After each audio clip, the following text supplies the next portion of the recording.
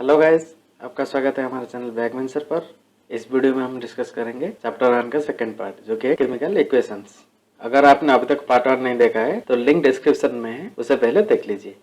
चलिए शुरू करते हैं। केमिकल इक्वेशंस है क्या? जनरली सिंबल एंड फॉर्मूला के जरिए केमिकल रिएक्शंस को रिप्रेजेंट किया जाता है, उसे हम केमिकल इक्वेशन बोलते हैं। एक एग्जाम्पल ले लेते हैं। जब जिंक सल्फ्यूरिक एसिड के साथ रिएक्ट करता है, जिंक सल्फेट और हाइड्रोजन गैस फॉर्म होता है। ये रिएक्शन का इक्वेशन को हम केमिकल फॉर्मूला भी बोल सकते हैं और हम इसे इस तरह लिख सकते हैं। एरो मार्क के लेफ्ट साइड में जो सब्सटेंसेस है उन्हें हम रिएक्टर्स बोलते हैं और जो राइट साइड पर है उनको प्रोडक्ट्स बोलते हैं। यहाँ पर जो एरो मार्क है वो जस्ट एक प्रेजेंटेशन है जो रिएक्टेंट्स को और प्रोडक्ट्स को अलग करता है। वो दर्शाता है कि लेफ्ट हैंड साइड रिएक्टेंट्स है, राइट हैंड साइड प्रोडक्ट्स है।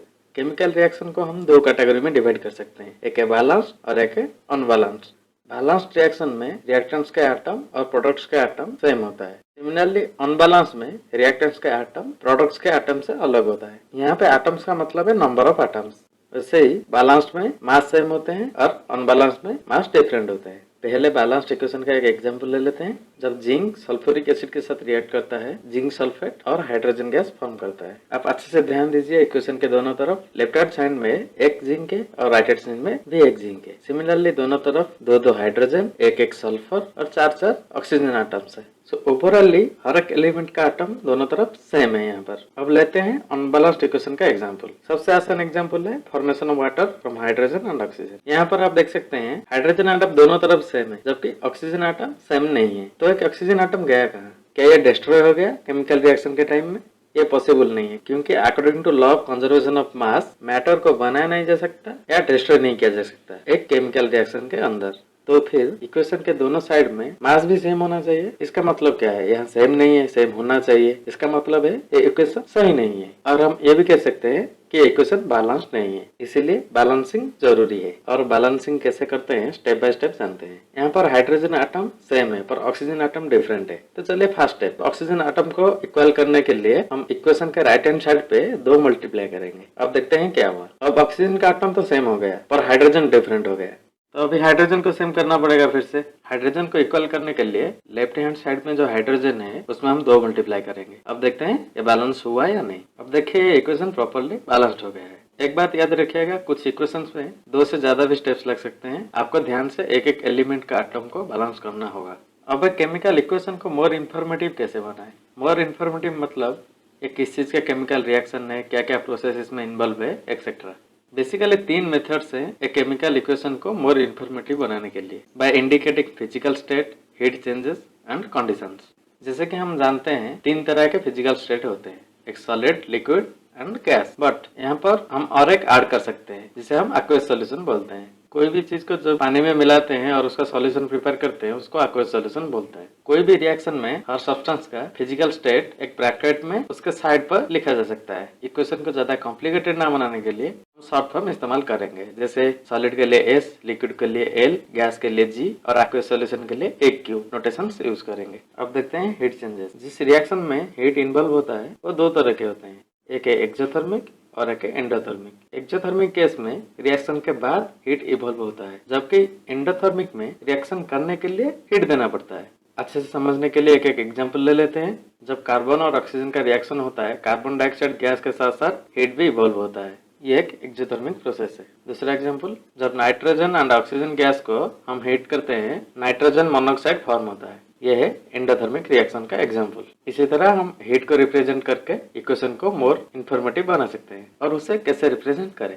फॉर एग्जांपल, जब पोटेशियम क्लोराइड को मैंगनीज डाइऑक्साइड के प्रेजेंस में हीट करेंगे तो पोटेशियम क्लोराइड और ऑक्सीजन गैस फॉर्म होता है। ये जो मैंगनीज डाइऑक्साइड के प्रेजेंस में हम हीट किए हैं, इन दोनों को हम कंडीशन मान सकते हैं और इसको आरो पर मेंशन कर सकते हैं, जैसे कि यहाँ पर आप देख सकते हैं। जनरली मैंगनीज ऑक्साइड को यहाँ पर कैटालिस्ट कहा जाता है और जो ट्रायंगुलर डेल्टा सिंबल है वो हीट का रिप्रेजेंटेशन है। हम हीट को प्लस साइन के साथ भी लिख सकते हैं, जैसे पहले डिस्कस किया था। There are different types of chemical reaction, combination, decomposition, displacement, double displacement और ऑक्सीडेशन एंड रिडक्शन। हम 1 बाय 1 ब्रीफली डिस्कस करेंगे।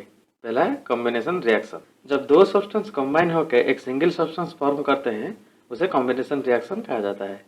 फॉर एग्जाम्पल, जब ऑक्सीजन एंड हाइड्रोजन कंबाइन होते हैं वो हाइड्रोजन ऑक्साइड फॉर्म करते हैं, जिसे हम वाटर के नाम पे भी जानते हैं। ये कॉम्बिनेशन रिएक्शन है। इस रिएक्शन का एक इंटरेस्टिंग फैक्ट है, हाइड्रोजन का फिजिकल प्रॉपर्टी ये है, ये खुद जलता है एंड ऑक्सीजन जलाता है या जलने में मदद करता है, जबकि दोनों मिलकर जब वाटर फॉर्म करते हैं वो आग बुझाता है। सेकंड है डीकम्पोजिशन रिएक्शन।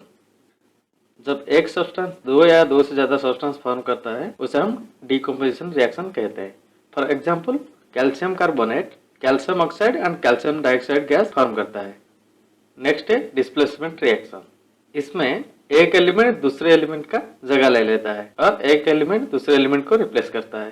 फॉर एग्जाम्पल जब कॉपर सल्फेट जिंक के साथ रिएक्ट करता है, जिंक कॉपर की जगह ले लेता है और जिंक सल्फेट फॉर्म करता है। नंबर 4 पर है डबल डिस्प्लेसमेंट रिएक्शन। इस रिएक्शन में दो कंपाउंड के आयन का इंटरचेंज होता है। फॉर एग्जाम्पल जब सिल्वर नाइट्रेट सोडियम क्लोराइड के साथ रिएक्ट करता है, सिल्वर नाइट्रेट का NO3 सोडियम के साथ मिलकर सोडियम नाइट्रेट फॉर्म करता है।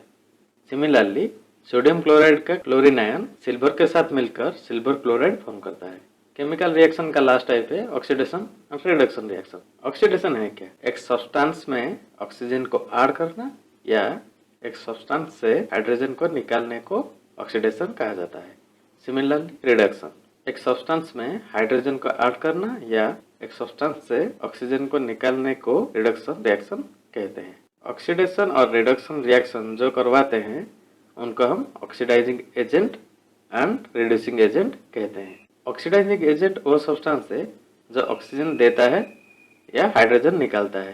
सिमिलरली रिड्यूसिंग एजेंट हाइड्रोजन देता है और ऑक्सीजन निकालता है। यहाँ पर एक नोट करने वाला चीज है, ऑक्सीडेशन एंड रिडक्शन एक दूसरे के ऑपोजिट है, परंतु ये एक साथ दिखाई देते हैं। हम ऐसे समझ सकते हैं, अगर कहीं से ऑक्सीजन निकलता है तो वो ऑक्सीजन कहीं पे जाके लगता होगा।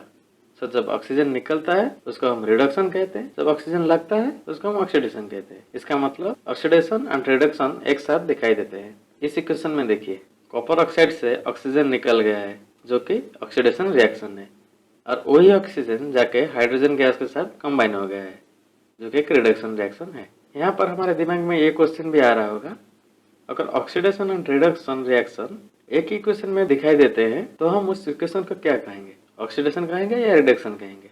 इसी के लिए इस तरह के इक्वेशन का एक अलग नाम भी दिया गया है जो कि दोनों को मिलाकर बना है, उसका नाम है रिडक्स रिएक्शन। क्या ऑक्सीडेशन रिएक्शन का कोई प्रभाव है हमारे डेली लाइफ में, वो भी देख लेते हैं।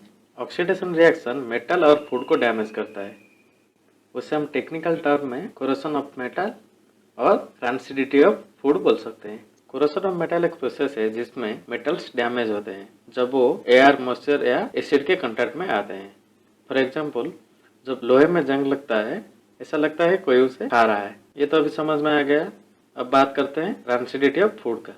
कोई खाने का चीज जिसमें फैट और ऑयल कंटेंट होता है, उनको जब हम काफी देर बाहर रख देते हैं वो खराब हो जाता है, यह हमें उसका बदबू या टेस्ट से पता चलता है। इसको हम रैंसिडिटी ऑफ फूड कहते हैं। खाने को रैंसिडिटी से बचाने के लिए हम क्या क्या कर सकते हैं वो भी डिस्कस कर लेते हैं। पहला है, खाने में हम एंटीऑक्सीडेंट ऐड कर सकते हैं। एंटीऑक्सीडेंट एक केमिकल है जो खाने को रैंसिडिटी से बचाता है। आपको पता होगा अचार या उस तरह के कुछ चीज को काफी दिन तक स्टोर किया जा सकता है, ये एंटीऑक्सीडेंट के वजह से पॉसिबल होता है। नेक्स्ट, खाने को नाइट्रोजन गैस से पैक करना। मार्केट में जो चिप्स वगैरह मिलता है उसको नाइट्रोजन गैस के साथ पैक किया जाता है ज्यादा दिन स्टोर करने के लिए। Keeping food in cold area, ये तो सबको पता होगा, हम जनरली खाने को फ्रीज में रख देते हैं खराब ना होने के लिए। नेक्स्ट, खाने को हम एयर टाइट कंटेनर में भी रख सकते हैं या लाइट से दूर भी रख सकते हैं उसको रैंसिडिटी से बचाने के लिए।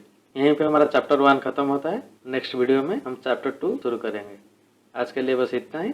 अगर आपका कोई क्वेश्चन है आप कमेंट में लिख सकते हैं। अगर आपको वीडियो अच्छा लगा लाइक करिए, दोस्तों के साथ शेयर करिए। अगर आप हमारे चैनल पर नए हैं प्लीज हमारे चैनल को सब्सक्राइब करना ना भूलिए। Thank you very much, have a good day.